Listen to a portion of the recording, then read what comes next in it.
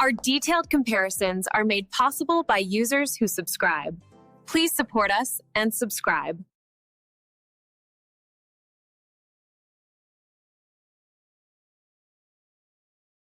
Stuck between the SONY 28-70mm F3.5-5.6 FE OSS and the Nikon Nikkor Z 16-50mm f/3.5-6.3 VR lens?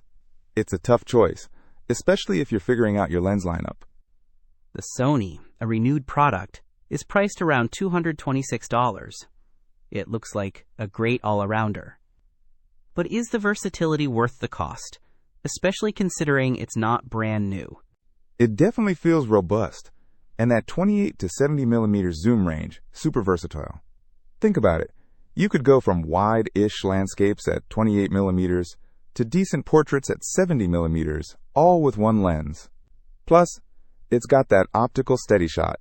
The Nikon, on the other hand, is around $199 and asterisk tiny. I mean, 1.26x, 2.76x, 2.76 inches. Perfect for travel. But how does that compact size affect its capabilities and image quality? Good question.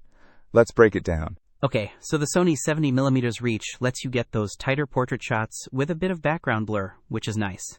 But it weighs a pound, and those extra inches make a difference if you're carrying it all day. Exactly. And that optical steady shot is a lifesaver.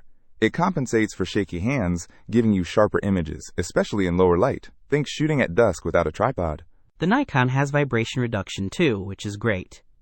But the big difference is that 16mm focal length. You get a much wider field of view. Imagine capturing sweeping landscapes, or squeezing into tight spaces. It's like getting more of the scene in a single shot. Here's the kicker.